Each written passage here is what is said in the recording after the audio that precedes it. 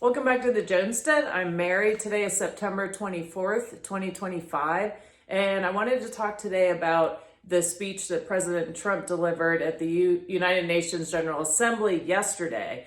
And what most people are talking about is the fact that the escalator didn't work, and then his teleprompter was sabotaged, and how he masterfully, navigated that and blasted all of the members of the UN and their green energy deals and the state and what the policies that they've been pushing. But what a lot of people aren't talking about is at the beginning of the speech, President Trump delivered basically like a State of the Union of the United States of America. And I found the full text of the speech, and this is on the Economic Times News, so you can find that if you'd like to read it in its entirety. But I was reading this State of the Union intro, and honestly, I was trying to figure out what country he was talking about, because the things he was saying, from what I research, is not reflective of the state of the United States today. So my question is he being given really bad information and being told things that aren't true? Or is he deliberately gaslighting the United States of America? And I don't see any positive outcome that can come of that, because the reality is in our faces, but we're being told something very differently from this administration. I think they would benefit themselves greatly if they would just say, look, this is the hand that's been dealt to us. This is how we are dealing with. These are the policies we're putting in place and why. And I think we're being just told a lot of generalizations and a lot of dollar signs flying around.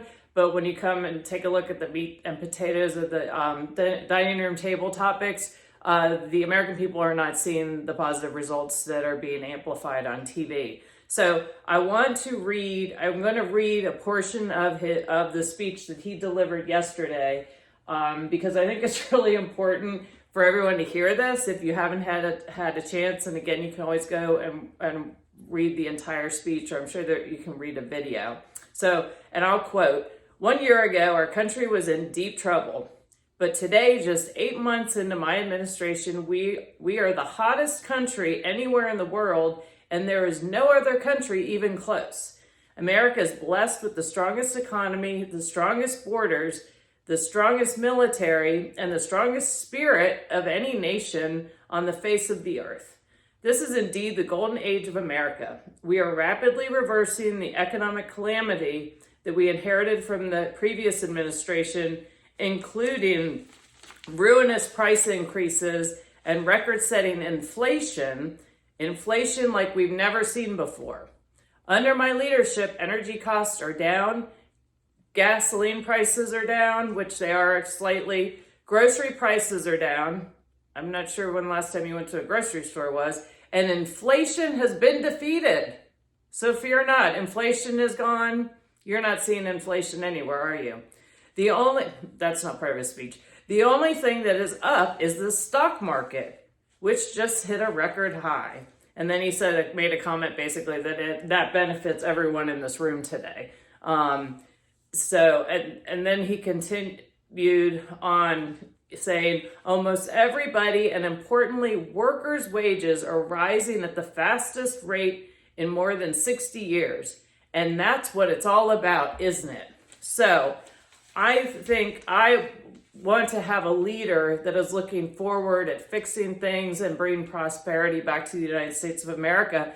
But this speech is not reflective of the reality that we're all living in. We're looking, if you go to the grocery store, grocery prices are up, prices of beef are going up. So we're seeing maybe there are some downticks in some areas, but overall, a bag of chips is still $4 to $5, where it used to be, $1, $1.50.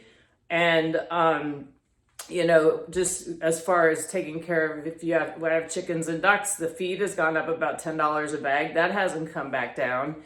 And so you're seeing a continuation of inflation. You're seeing it in healthcare. You're seeing it in health insurance. You're seeing it in vehicles. The average new vehicle now is $50,000. if you're buying a new one, and the cost of insurance is going through the roof. And it seems every time I turn on the news, somebody's driving their vehicle, into a tree and it's bursting into flames. So our insurance costs are all going to be going up as a result. And we're also seeing increased job layoffs because of the incoming of the AI, and also businesses closing because the cost of doing business is so expensive. And also the United States, we're heading right towards our debt being $38 trillion. So I've seen no effort as to paying down the debt. And Besson keeps talking about how fabulous all this trillions and billions of dollars are coming in from the tariffs, and we just don't know what to do with all the money. I don't think the American people have seen it.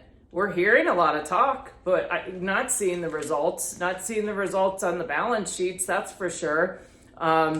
Businesses, manufacturing, the cost of being able to build and do things, and the red tape hasn't been improved upon. And as an example here, I just saw this article this morning. I wasn't looking at brake pads. But saying auto loan delinquencies are on the rise. Here's what that means for the economy. And here, this was Statista. The cost of living is the biggest challenge Americans face. 67% of the American people are living paycheck to paycheck. And then I came across this article on Zero Hedge. Besson signals big, beautiful bailout for Argentina in vote of confidence for Milei. And defense stocks jump as Trump's Ukraine U-turn fuels gain. So again, more money going outside of the country to benefit people that don't live in the United States of America. And so I guess I was rather flabbergasted. And he also talked about how we have our country has never been, he says we have the strongest spirit of any country in the world. Well, from what I've seen, it seems as though our country's never been more divided than it is today. And I think that's a big concern, because when you have a country that's divided, that country is easily conquered.